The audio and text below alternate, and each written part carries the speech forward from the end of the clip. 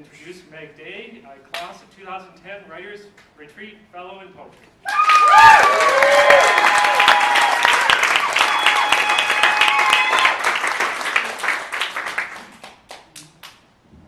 Thank you, Peter. Can everybody hear me okay? Oh, no, you can't. That was a definitive no. Can you hear me now? I will project. Hi. I have such a crush on this room right now.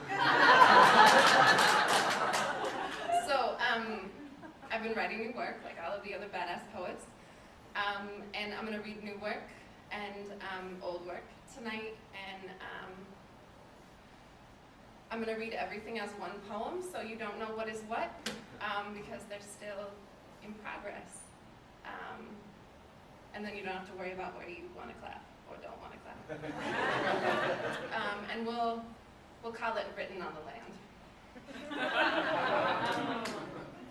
Find me along the train tracks, with the rust of mouths I have met only at inhale, with the lip straddle of spotlight sun pulling bent breath through the blown holes of this easy window summer. It is impossible you've been gone less than a season. I take this harmonica with me everywhere. Tuck it tender in the folds of my grandmother's hanky and keep it in a tin box alongside my whistle, a lock of hair.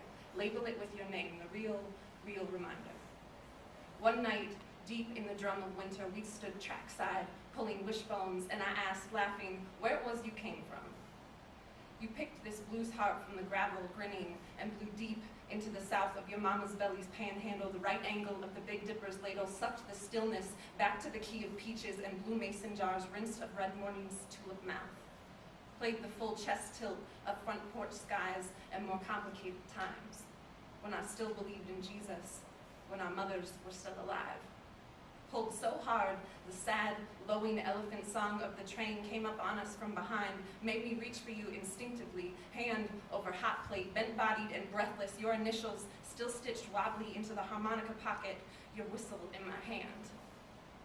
Sit on the floor with me.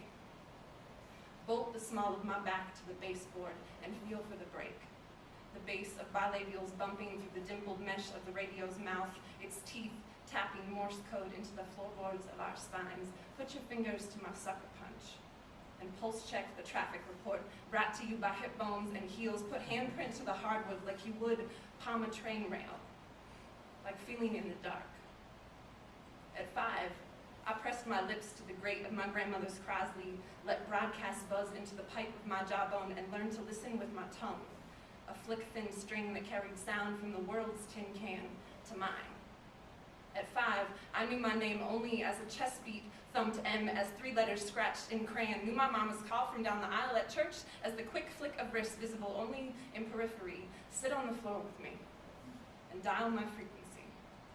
Station me static witness and open my listening. Crank up your antenna to commercial free me in the quiet. Pull the foghorn from your throat, bellow my bass bones, and help me relearn how to flinch. When I got the call, I was lying in bed praying for a reason not to get up. I stopped praying after that. Feared the phone would ring with more reasons, would clothespin me to hope. I started sweating in my sleeplessness, would find your face in the shadows of the ceiling fan, long and spun out. Mopped myself clean every morning, only to feel your hands cupped around my throat, squeezing me thirsty. The bed became an island on which I stranded myself. Threw my throat to the edge of again and again in hopes of being swept away, submerged in majority, closer to quench. There are 5 stages of grief, but I found all 12 steps in my blood, and resolution is just another word for maintenance. Somewhere in the flight path, there is a closet still thick with my heaving. I'm remnant there, like the smell that lingers after takeoff. Your death did not blow through us the way it did me, chicard and lonely, as if the hand saw at my trunk were invisible, as if we weren't both goldfish turning belly up, as if we thought silence couldn't empty more.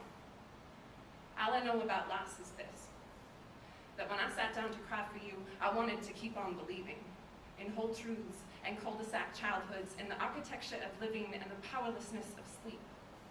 Like fishermen in the dark, I loitered between suns long enough to know there would be no tug on the other end, and was instead snapped out of my waiting and into morning's hot asphalt grief, like thread is jolted from a spool, sewn into maddening dawn, into rutabaga skies.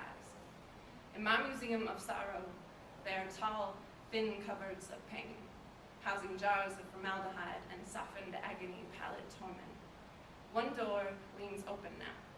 A dark room where fleshy and strange you show up only in contrast, a negative left out for effect. I can stand here pretending that you and I were living at different magnifications, that our chain-link lives did not throw themselves from the same wrought iron balcony, but instead stammered down separate fire escapes of language, banging through the middle of a long day waitressing and the strange aversion to home that often follows. I could pretend like you and I, we weren't like two stopwatches, faces fading, the act of weighing, daylight weighing down, time flaunting what space used to be. I am no author of Release Silverfish. We don't swim that way, never gonna.